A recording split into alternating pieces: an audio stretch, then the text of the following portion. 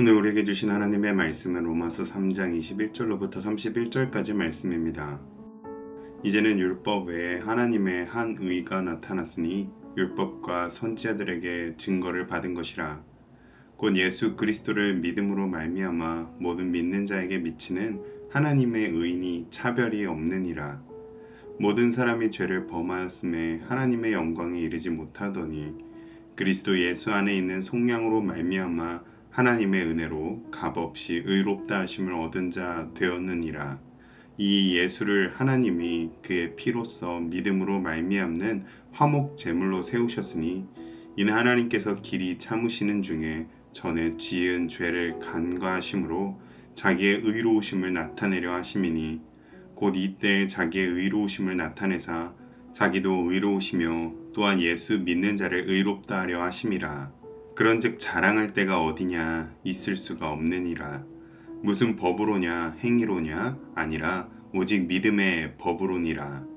그러므로 사람이 의롭다 하심을 얻는 것은 율법의 행위에 있지 않고 믿음으로 되는 줄 우리가 인정하노라. 하나님은 다만 유대인의 하나님이시냐 또한 이방인의 하나님은 아니시냐. 진실로 이방인의 하나님도 되시느니라. 할례자도 믿음으로 말미암아 또한 무할례자도 믿음으로 말미암아 의롭다 하실 하나님은 한 분이시니라. 그런즉 우리가 믿음으로 말미암아 율법을 파기하느냐 그럴 수 없느니라. 도리어 율법을 굳게 세우느니라. 아멘. 로마서 3장 9절에서 바울은 유대인이나 헬라인이나 다 죄 아래 있다라고 선언했습니다. 이어 10절 이하에서 의인은 없나니 하나도 없으며 라고 말하는데요. 바울은 이렇게 전반부에서 모든 인간의 전적인 타락과 온 세상이 죄 가운데 놓였음을 선언했습니다. 율법은 우리에게 의를 주기 위해 주어진 것이 아니라 오히려 죄를 깨닫게 하고 하나님의 심판을 피할 수 없음을 드러내는 역할을 했습니다. 그래서 이제는 사람이 하나님의 심판 앞에서 의롭다 하심을 얻을 수 있는 새롭고 유일한 차원이 제시되어지는데요. 그것이 이제는 율법 외에 하나님의 한 의가 나타났다는 것입니다. 오늘 이 말씀을 함께 살펴보며 죄인이 의롭다 함을 입을 수 있는 유일한 길, 그 복음을 함께 발견하고 다시 한번 묵상하며 더 큰 은혜를 누리는 이 시간이 되시기를 주님의 이름으로 축복합니다. 바울은 율법 외에라는 강력한 표현으로 시작합니다. 율법은 사람을 죄로부터 구원하지 못합니다. 그렇기에 율법은 새로운 의의 필요성을 드러내고 선지자들을 통해 그 새로운 의가 주어질 것이 예언되어져 왔습니다. 바로 하나님의 그 의가 예수 그리스도를 믿음으로 말미암아 모든 믿는 자에게 미치는 하나님의 의인 것입니다. 여기서 모든 믿는 자에게 미친다는 것은 유대인이나 이방인이나 모두가 똑같이 차별 없음을 뜻합니다. 모든 사람이 죄를 범하였기 때문에 이제 모든 이가 예수 그리스도의 은혜 없이는 하나님의 심판 앞에 감히 설 수가 없는 것입니다. 24절에 그리스도 예수 안에 있는 속량으로 말미암아 라는 표현은 노예의 값을 지불하고 자유를 얻게 하는 것을 뜻합니다. 예수 그리스도께서 십자가에서 피 흘리심으로 우리를 죄와 사망의 권세에서 해방시키셨습니다. 이는 아무 공로나 값 없이 의롭다 해주시는 하나님의 전적인 은혜입니다. 25절에 하나님께서는 예수님을 화목 제물로 세우셨다고 하는데요. 이는 구약 성막의 지성소에서 대제사장이 백성을 위하여 피를 뿌려 하나님의 진노를 가리던 것과 연결됩니다. 예수님께서 십자가에서 흘리셨던 피는 하나님과 인간 사이에 막혀있던 담을 허물고 우리를 하나님과 화목하게 하신 것입니다. 하나님께서는 이렇게 하심으로 자신의 의로움을 드러내셨습니다.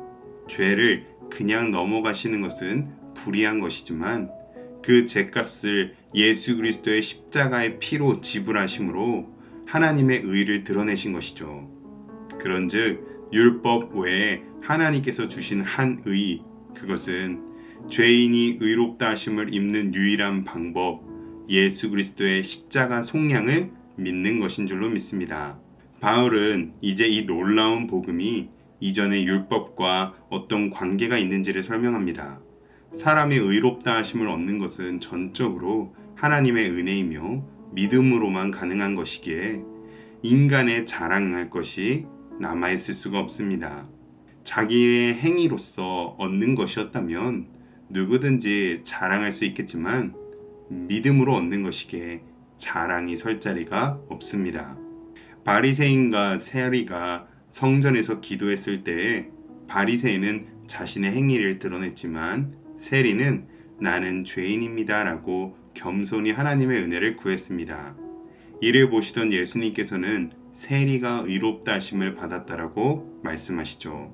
이렇게 믿음으로 얻은 의를 주신 하나님께서는 유대인의 하나님만이 아니라 이방인의 하나님이 되시기도 하십니다. 그리고 할례자도 무할례자도 모두 다 믿음으로 말미암아 의롭다 하심을 얻게 하셨습니다. 그런즉 이제는 율법을 가지고 있었던 유대인이나 이방인이나 차별이 사라지고 모두 믿음 안에서 하나가 되게 하신 것입니다. 그렇다면 이렇게 믿음으로 율법이 의미 없고 소용이 없이 파기되는 것인가? 라는 질문을 할 수 있습니다. 이에 바울은 그럴 수도 없고 도리어 율법을 굳게 세운다라고 합니다. 예수님께서는 마태복음 5장 17절에 이렇게 말씀하셨습니다. 내가 율법이나 선지자를 폐하러 온 줄로 생각하지 마라. 폐하러 온 것이 아니오 완전하게 하려 함이라.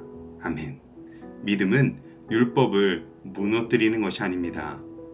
오히려 율법이 가리키고 있었던 예수 그리스도를 믿음으로 의를 얻게 되니 믿음은 율법의 완성인 것입니다.